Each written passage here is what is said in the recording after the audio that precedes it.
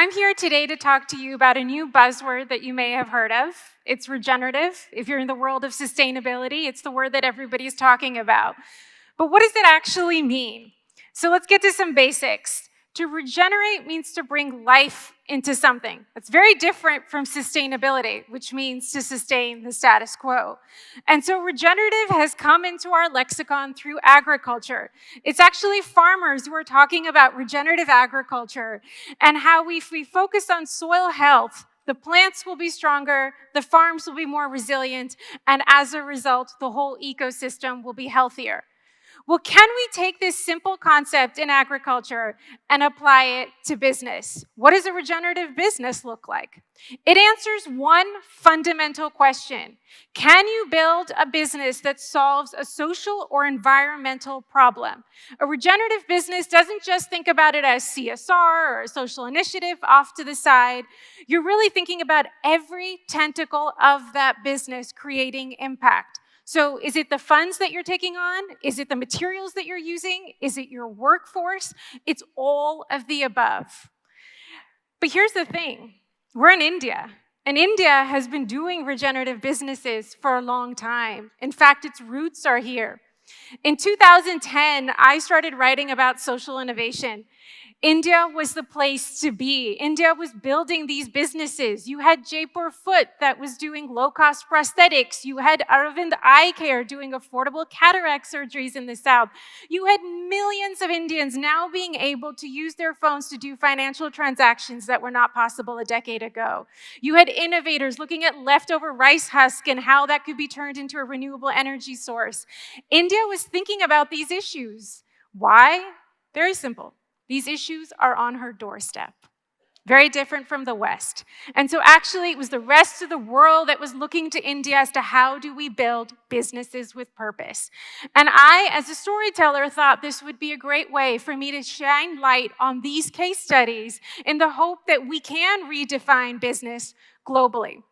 So in 2012, I came across an example that really got my heart. It was this gentleman here, Mr. N.K. Chaudhary. He was building an incredible supply chain across several states in India of about 40,000 rug weavers. I sent him a note and I said, "Can I come see your work firsthand, please?"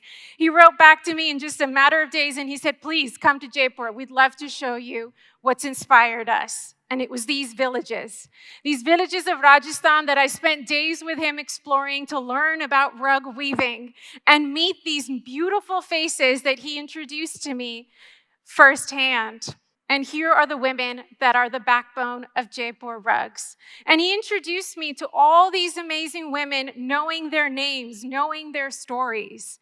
Because for Mr. Chaudhary, this was not just any business. This has been a life's work. In 1978, he started the company. Long before any of this was trendy or a buzzword, right? He was offered a job at a bank and he said, "No, I don't think so. I'm going to go do something else." Instead, he took out a loan, got himself a bicycle, partnered up with 9 weavers, and invested in 2 looms. And he started what would become Jaipur Rugs. He would spend time with these weavers that many people actually in his friend circle, in his social circle said, "I don't know if you should be hanging out with these folks, let alone, working with them, eating with them, dining with them, because they're considered untouchables. They're lower caste." Did Mr. Chaudhary care? No. He was bothered. He was turned off by it, but he said, "No, I'm going to keep doing what I'm doing." In fact, he went over to the next state, to Gujarat, where he found a tribal group of rug weavers, 15,000 of them, and built up that network as well. And as time went on, he started getting more and more momentum and capital behind him. And guess what? People started to notice. And so one day, this politically powerful contractor showed up in his office in Gujarat and pointed a gun at him and said, "Could you kindly leave?" And what did Mr. Chaudhary do? No, thank you. He just kept doing what he was doing. And so now Jaipur Rugs is sold in 50 countries around the world. There are 45,000 rug weavers in his network, most of whom are women. The company is thinking about its environmental footprint, using repurposed yarns, investing in the many, many women that have made it possible. Women like her. Mr. Chaudhry is one man who challenged the status quo, which is wonderful, and that's great. But there's so many more Mr. Chaudhrys in the world. As a writer, I put out a book called Working to Restore, where I looked at 24 case studies in food, fashion, health, finance, energy. Every sector you can find examples like this of businesses like these. So it's not an anomaly. As lovely as he is, it's a mindset and as an approach to business that can be replicated. In my closing thoughts to you, I'd like to share with you something that made me laugh, but also made me think. On January 2nd, I went back to my computer and started working like all of us, opened up my laptop, and I landed up on LinkedIn of all places.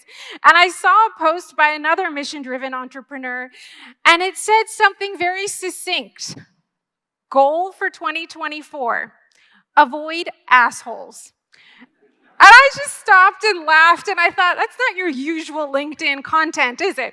But then I started reading the comments, and it was avoid assholes at work, avoid assholes in life, avoid assholes in general. Everybody was excited about this mission, and I thought, gosh, isn't it kind of a shame that we're in 2024, and this is still the norm that people are wrestling with in the workplace? I mean, we all are kind of feeling a little frustrated, clearly.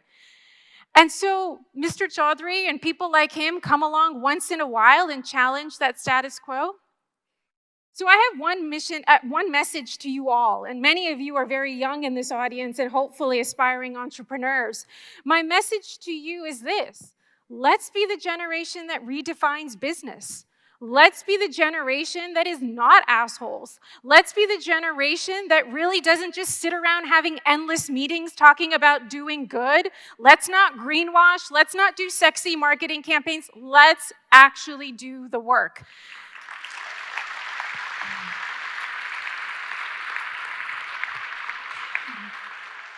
Because here's the thing. We're all only here on this planet for a short period of time. And we can't take this wealth that we accumulate with us. So why don't we use that money and use that time and those resources to really redefine what society and business can look like? It is possible. We've been shown that it's possible. Yes, businesses need to make money. Yes, they need to be profitable. But does it need to be at the expense of people and the planet? I don't think so. I think we have our answer, and it's loud and clear. Thank you very much.